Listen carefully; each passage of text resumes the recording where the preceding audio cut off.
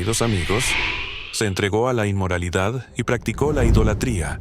En consecuencia, le di tiempo para que se arrepintiera de su inmoralidad, pero no quiere arrepentirse. Apocalipsis 2:21.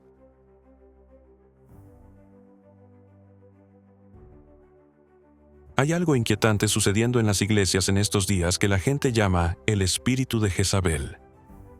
Esta presencia maligna destruye lentamente el núcleo de la fe cristiana a través de enseñanzas tentadoras, falsas creencias y alejándose de las verdades santas. Un ejemplo importante se ve en muchas iglesias africanas donde la pureza del evangelio parece haber sido comprometida. ¿Cómo puede este tipo de mal comportamiento entrar en un lugar donde se supone que la gente adora y crece? ¿Hay alguna forma de volver a una doctrina pura y verdadera? Basándonos en textos sagrados, las respuestas nos muestran cómo avanzar en el video de hoy. Así que, querido amigo, si eres nuevo aquí, recuerda suscribirte a nuestro canal y activar la campana de notificación para recibir un nuevo y fresco video sobre estas falsas enseñanzas modernas. Comencemos. El espíritu que está ligado a Jezabel fomenta la adoración de dioses falsos y engaña tanto a líderes como a seguidores para que crean cosas que van en contra de lo que Jesús enseñó. Recuerda, pone a prueba el corazón y el alma del creyente y nos recuerda las batallas en la Biblia contra la mentira, no solo contra los falsos profetas, sino también contra el núcleo de la fe. En este extracto, vislumbramos la lucha constante entre la integridad espiritual y el atractivo de las ideas falsas. Al continuar, surge una pregunta muy importante. ¿Existe realmente el espíritu de Jezabel? ¿Podrías describir qué o quién es? ¿Qué tiene que ver con el don profético? Si pensamos en lo que Jesús dijo a la iglesia de Tiatira, podemos hacernos una idea. No está claro quién es Jezabel en Apocalipsis 2:20, pero en los textos hebreos se la conoce como una figura que lleva a la gente a adorar ídolos y a perder la moral. Basándonos en los libros de los reyes, la historia de su vida muestra que era hija de Edbal, que era rey de Tiro e impulsó la adoración de Baal, un dios falso y degradado que exigía que se hicieran cosas horribles. El rey de Israel, Ahab, la nombró reina, lo que llevó al pueblo a adorar a Baal en lugar de a Dios. Su historia está llena de manipulación y control, especialmente cuando se trata de asuntos espirituales. Debería advertirnos de que no dejemos que influencias externas afecten a nuestras congregaciones. Su inquebrantable determinación de deshacerse de todo rastro de Yahvé en Israel demuestra cuánto desea gobernar. Se esforzó por debilitar la influencia de Dios matando profetas y construyendo altares a Baal. Pero Elías se mantuvo firme y pidió a Dios que se interpusiera entre las fuerzas de Dios y las de Baal en la cima del monte Carmelo. Jehová ganó, pero a Jezabel no le importó el arrepentimiento y juró derrotar a Elías. Esta conversación del pasado puede enseñarnos hoy cómo tener cuidado para proteger nuestra fe de la perversión. Ella se negó a reconocer el poder del Dios vivo y a ceder ante él, y esa negativa la condujo a su trágica muerte. En la segunda historia, había un buen hombre llamado Nabot, que se negó a venderle al rey Acab la tierra junto al palacio. Nabot tenía razón cuando dijo que renunciar a su herencia sería contrario al mandato del Señor. Al mismo tiempo, Acab se enfurruñaba en la cama, enojado por haber sido rechazado. Su esposa, Jezabel, se burló de lo débil que era y rápidamente ideó un plan para perjudicar a Nabot, que era inocente. Nabot fue acusado injustamente y murió apedreado. La tierra pasó entonces a ser del rey. Era una persona que siempre iba tras lo que quería, sin importarle lo que le costara a los demás. Jesús incluso advirtió a la iglesia de Tiatira sobre ella, debido a lo mala que era, adorando a dioses falsos y siendo sexualmente inmoral. En Apocalipsis 2:20 dice: «Pero tengo esto contra ti. Dejas que esa mujer Jezabel, que se dice profetiza, enseñe y seduzca a mis siervos a cometer adulterio y a comer alimentos sacrificados a los ídolos». En la iglesia de Pérgamo, la inmoralidad vino de fuera, pero en Tiatira fue causada por un líder dentro de la iglesia, lo que lo hizo aún peor. Cristo usó el nombre de Jezabel para referirse a esta líder, pero es probable que ella realmente no tuviera ese nombre. La gente en la iglesia la admiraba, y ella usaba su poder para desviar a la gente. Es como la mujer del Antiguo Testamento que descarrió a los israelitas. Tiatira es un centro comercial, así que es donde vive una mujer llamada Jezabel. Ella lidera un grupo en la iglesia que quiere encontrar un punto medio.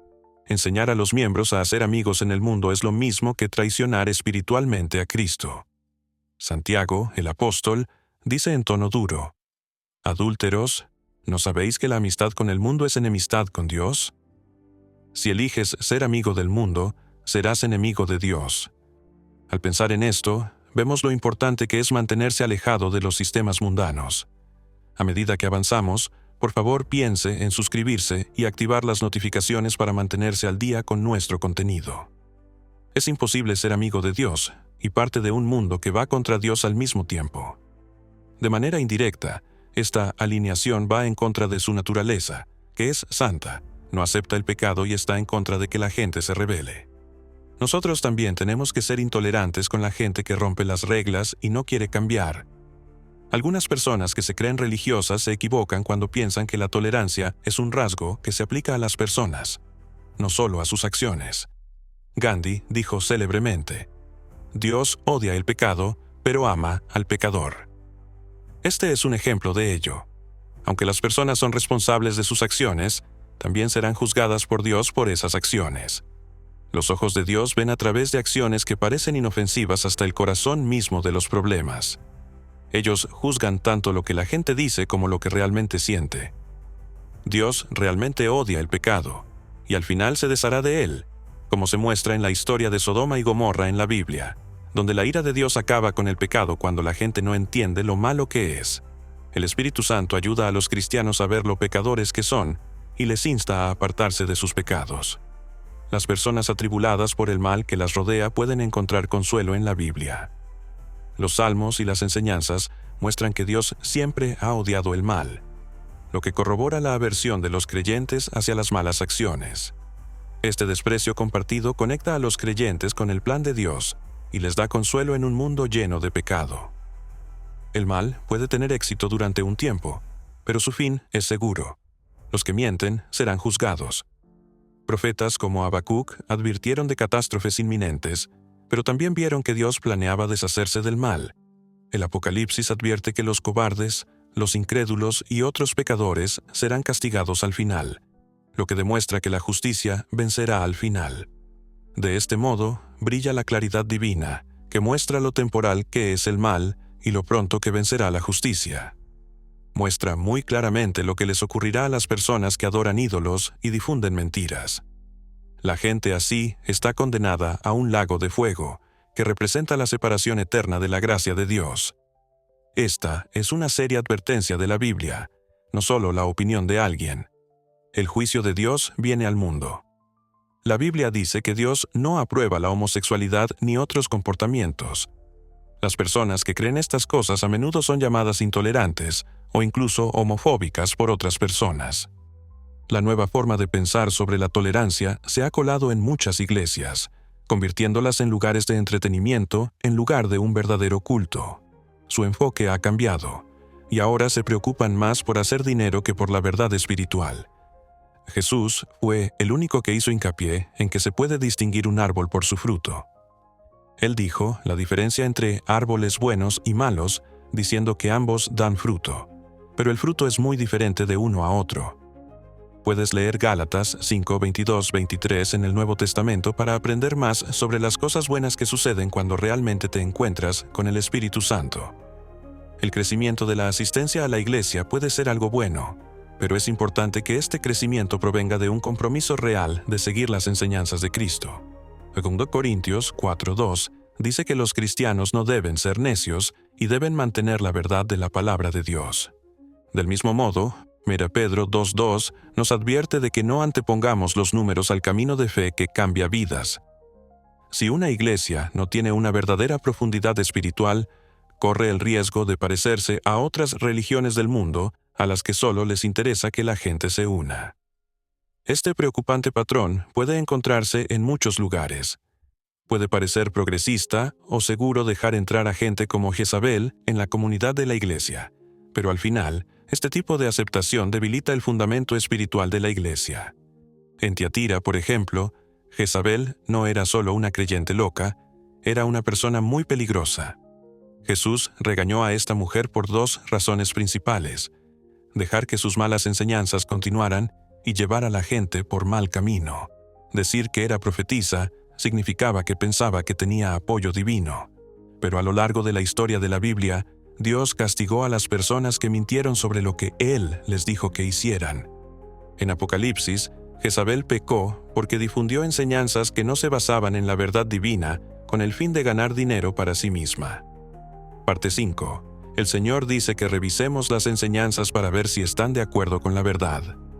Un ejemplo famoso es cómo los discípulos en Berea examinaron cuidadosamente lo que Pablo enseñaba a través del lente de la Biblia.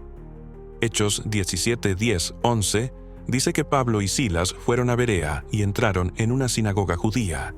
Los bereanos, de quienes se decía que eran más honorables que los tesalonicenses, estaban ansiosos por escuchar el mensaje y escudriñaban cuidadosamente las Escrituras todos los días para asegurarse de que fuera cierto. De la misma manera, Pablo les dijo a los cristianos de Corinto que se fijaran en los dones proféticos de su iglesia, y les dijo a los cristianos de Tesalónica que se fijaran en las profecías y se aferraran a las buenas. Pero la congregación en Tiatira no parecía seguir esta regla porque estaban influenciados por Jezabel, que se hacía llamar profetisa. Su poder, que se basaba en mentiras y en ceder, hizo que los creyentes, que en el griego original se llamaban doulos, hicieran cosas inmorales y comieran ofrendas hechas a dioses falsos. La fornicación a menudo conduce a una mayor decadencia moral, tanto en sentido espiritual como literal.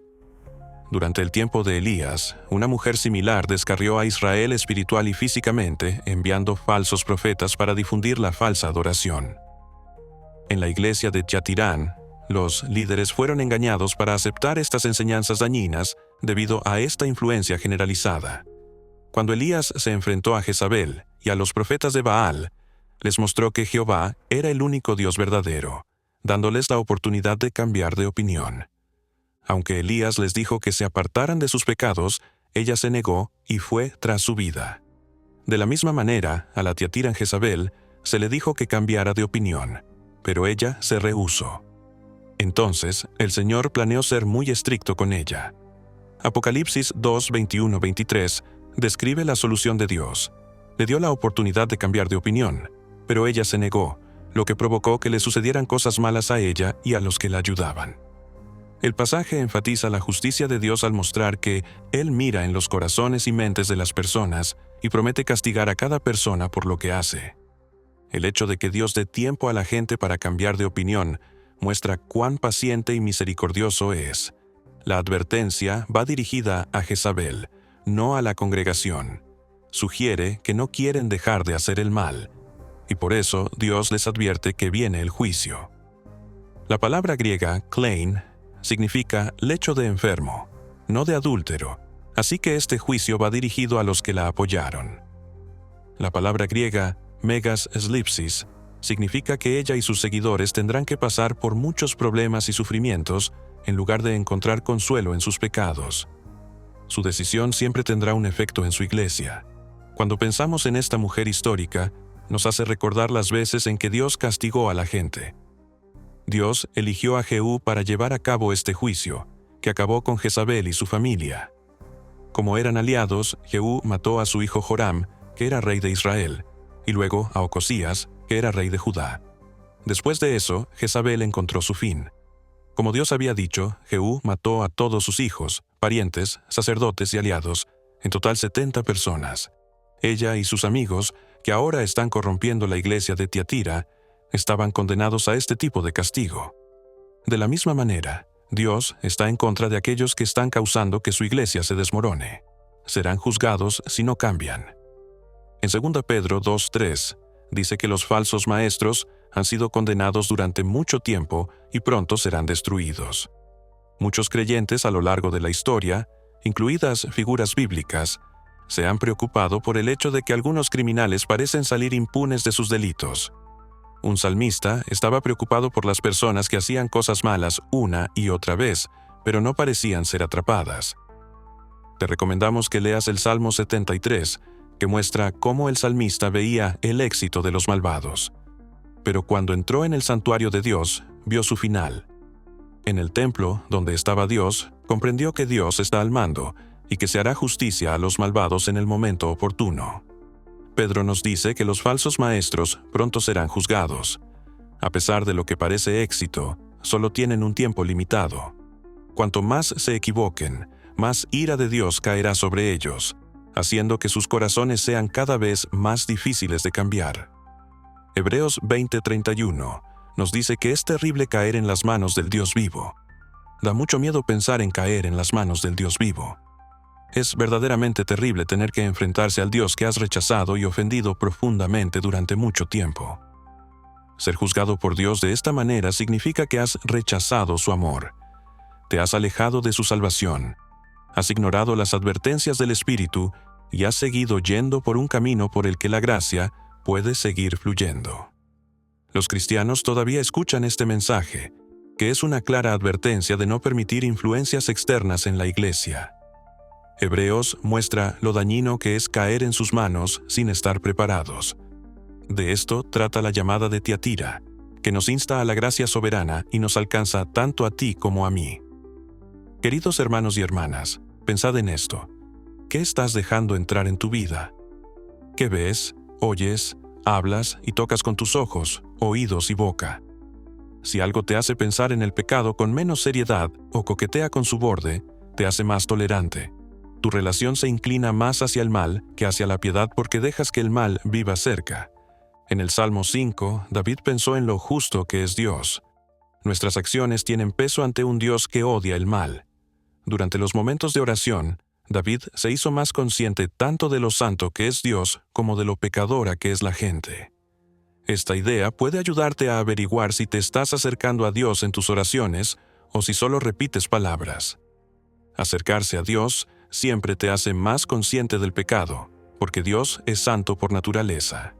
A medida que nos acercamos al final, mantén en mente esta alineación con la santidad de Dios.